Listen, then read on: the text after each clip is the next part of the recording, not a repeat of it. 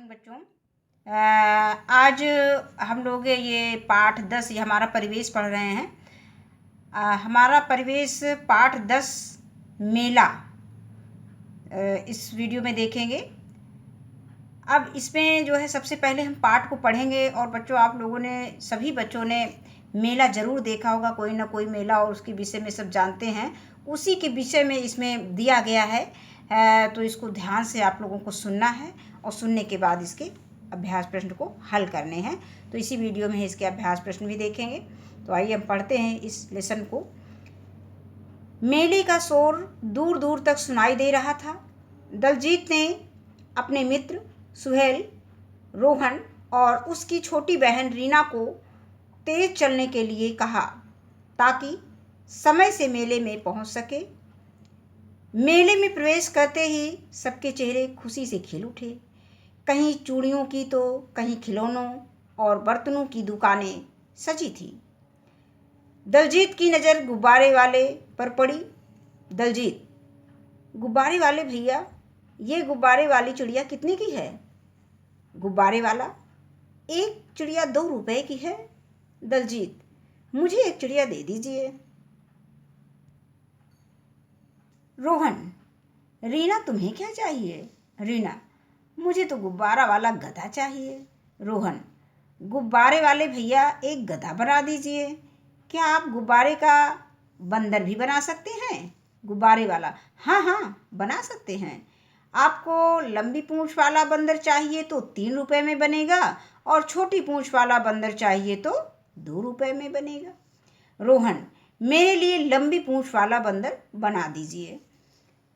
गुब्बारे के खिलौने खरीदकर सब मेले में इधर उधर घूमते हुए आगे बढ़े। एक दुकान पर बहुत भीड़ थी। झांक कर देखा तो वहाँ तरह तरह के लकड़ी और प्लास्टिक के खिलौने बिक रहे थे। कुछ खिलौने चाबी से चल रहे थे तो कुछ के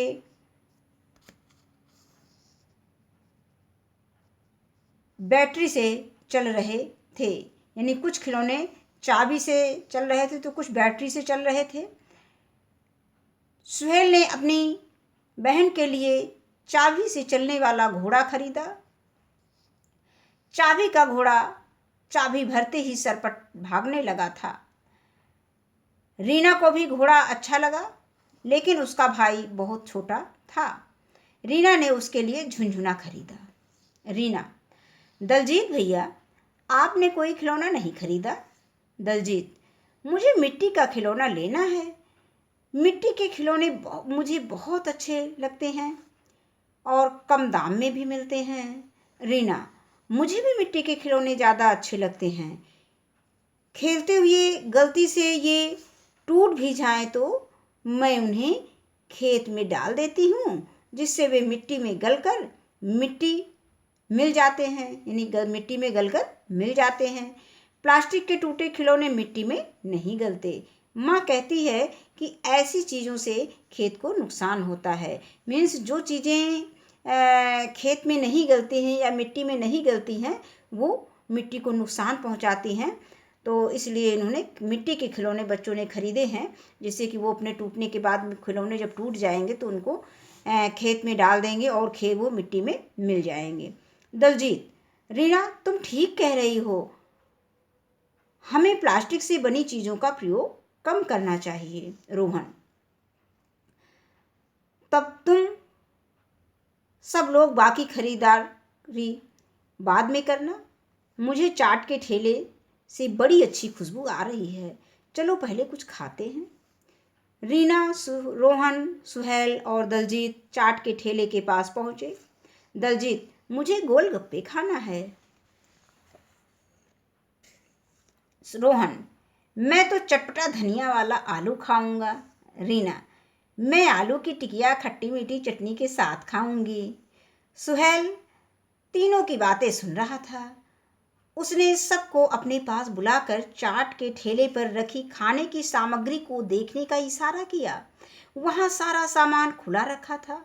आने जाने वालों के पैरों से धूल उड़कर खाने की चीज़ों पर पड़ रही थी। कुछ चीज़ों पर मक्खियाँ बैठ रही थी। यह देखकर सभी ने उसे ठेले से कुछ भी नहीं खाया। यानी सब लोगों ने देख लिया कि उस पर मक्खियाँ बैठ रही हैं, और वो जो चिटिया टिकिया बना रहा था उसका सारा सामान खुला हुआ था, जो चाट बना रहा था उसका सारा सामान खुला हुआ था। ये सब देखा बच्चों ने। इसके बाद उन लोगों ने उसको नहीं खाया। तो इससे क्या सीख मिलती है बच्चों कि हम लोगों को भी खुली चीज़ें नहीं खानी चाहिए। यह देखकर सभी ने उस ठेले से कुछ भी नहीं खाया। रोहन के भूख की बेचैनी देखकर सुहेल ने मूंगफली वाले से मूंगफली खरीदकर रोहन और रीना को दिया। दलजीत ने जलेबी का ठेला दिखाया। वहां गरम जलेबियां बन रही थीं। जलेबी वाले ने जलेबियों को जाली से ढक कर रखा था। उसके ठेले में सामने शीशा लगा था, जिससे धूल गर्द से खाने की चीज़ें सुरक्षित थी। दलजीत ने गरम जलेबियां खरीदी। रोहन ने केले खरीदे। सब ने एक जगह बैठकर केले, जलेबियां और मूंगफली खाई। दलजीत ने मूंगफली और केले के छिलके जलेबी के दोने लिखा है, दोने एक पैकेट में रखकर मेले में रखे कूड़ेदान में डाल दिया। अचानक रोहन की नजर एक बच्चे पर पड़ी। बच्चा रो रहा था। तुम रो क्यों रहे हो? तुम्हारे माता पिता कहाँ हैं? रोहन ने बच्चे से पूछा। यह सुनकर बच्चा और जोर जोर से रोने लगा। उसे रोता देखकर रीना, दलजीत, सुहेल भी परेशान हो गए। लगता है यह बच्चा खो गया है, रोहन ने कहा। रीना, मुझे मेला बहुत अच्छा लगा, लेकिन चाट वाला खाने के सामान ढककर नहीं रखा था। ये मुझे अच्छा नहीं लगा, जिसकी वजह से मैं अपनी मनपसंद चाट नहीं खा पाई। दलजीत, मुझे मेले में खोए हुए लोगों को मिलने की व्यवस्था बहुत अच्छी लगी। चर्चा करें। आपके घर के आसपास कौन सा मेला लगता है? तो बच्चों, ये स्थानीय जो भी मेला लगता हो उसकी चर्चा आप लोग क्लास में कर सकते हैं। और ये मेला किस अवसर पर लगता है, इसके बारे में आप एक दूसरे से बात करेंगे। मेले में क्या क्या मिलता है? क्या त्योहारों के अलावा भी मेला लगता है? आपने कहाँ कहाँ के मेले देखे? तो ये सारी चर्चाएं बच्चों आपको स्वयं करनी है। आप अपने साथियों के साथ, अपने सहपाठियों के साथ इस चर्चा को कर सकते हैं। इसके बाद क्यों लगते हैं मेले? हमारे गांव एवं शहरों में अनेक अवसरों पर मेला लगता है, जैसे दशहरा, ईद, नागपंचमी, ईस्टर आदि। प्रत्येक मेले का अपना महत्व होता है। स्थानीय मेले में स्थान विशेष के खान पान, पहनावा, वहाँ के लोकगीत और लोक नृत्य का विशेष आकर्षण होता है। इन मेलों में त्योहारों से संबंधित सामग्रियों की बिक्री होती है तथा झांकियाँ सजती हैं। मेले में गांव व शहर के शिल्पकारों को अपनी बनाई वस्तुओं को बेचने एवं बहुत सारे लोगों को अपनी कला से परिचित कराने का अवसर प्राप्त होता है। बच्चों के साथ ही बड़ों को भी इन मेलों का इंतजार रहता है। बच्चे मेले में अपनी पसंद के खिलौने और गुब्बारे खरीदते हैं, वहीं बड़े लोग अपने दैनिक जीवन के ज़रूरतों की वस्तुएं मेले में खरीदते हैं। मेले में दूर दूर से लोग आते हैं, जिससे सभी को एक दूसरे से एक ही जगह मिलने का अवसर प्राप्त होता है। अब हम आइए जाने कुछ मेला के बारे में। मेला और स्थान, ये मेला कहाँ लगता है? जैसे कुंभ मेला।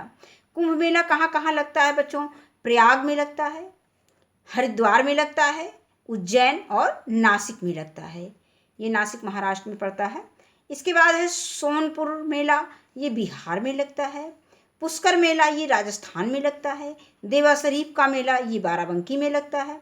और इसके बाद है नौचंदी का मेला, ये मेरठ में लगता है।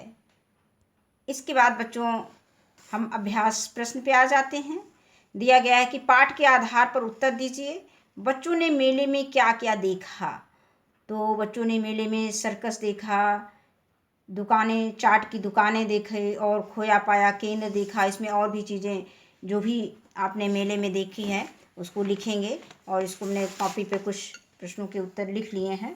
तो देखते हैं कि पाठ के आधार पर उत्तर दीजिए। बच्चों ने मेले में क्या क्या देखा? तो बच्चों ने मेले में चाट, मिठाइयाँ, सर्कस, झूले, चूड़ियाँ, मिट्टी के खिलौने, चाट का ठेला आदि की दुकानें देखी। अब इसमें आदि लगा दिया तो आदि में जो भी चीज़ें मेले में रही होंगी सब चीज़ें शामिल हो गई हैं बच्चों। अब इसके बाद आता है प्रश्न खा।